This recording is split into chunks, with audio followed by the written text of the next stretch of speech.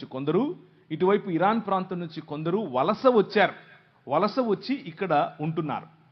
So ప్రతి ఒక్కరూ ఎక్కడో ఒక చోటు నుంచి వచ్చిన వారే.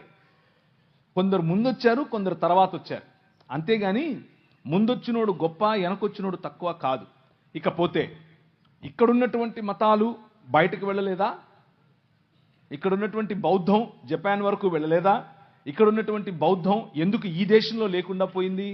ఇక్కడ పుట్టినటువంటి బౌద్ధాన్ని ఏమాత్రం ఉద్ధరించారు మీరు? తరిమేశారుగా.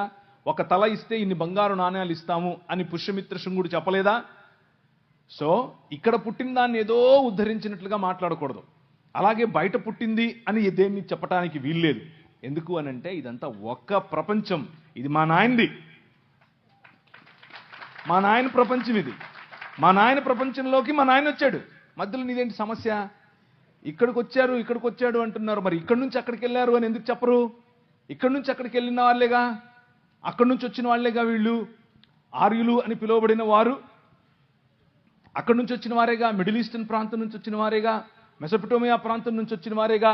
మెసొపటోమియా ప్రాంతము ఈ ఇండస్ వ్యాలీ అంటే సింధు నాగరికత మధ్య ఉన్నటువంటి సంబంధాలు తెలియకుండా మాట్లాడుతున్నారా? కాదు.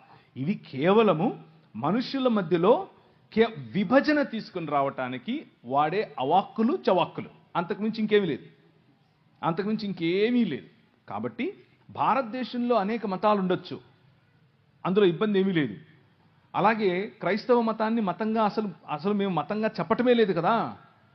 వస్తున్నది దేనితో? ఒక భావజాలం. ఏంటా భావజాలం? మనుషులందరూ సమానం. ఏంటా భావజాలం? దేవుని వైపుకు మరలండి. ఏంటా భావజాలం? దేవుని పిల్లలముగా మనం మారాలి. ఏంటా భావజాలం? నీతి కలిగి జీవించాలి. ఈ భావజాలం ఎక్కడి నుంచి వచ్చినా తీసుకుంటాం.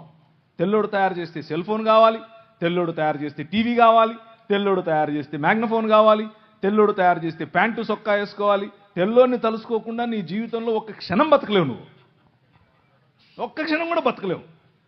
నువ్వేమో మళ్ళా అక్కడ బయట నుంచి వచ్చింది, బయట నుంచి ఏం రాలేదు, ఇక్కడిదే.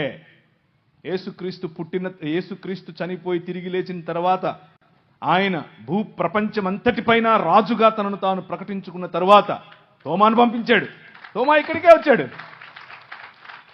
తోమా భారతదేశానికి వచ్చాడు. మొదటి శతాబ్దంలోనే వచ్చాడు. బ్రిటిష్ వాళ్ళు తెచ్చాడంటావేంటి నువ్వు? తెలియక. బడ్డి శానిస్ వచ్చాడు. ఆ తరువాత మెల్లిమెల్లిగా క్రీస్తు శకం 500 నుంచి మొదలైంది పరంపర.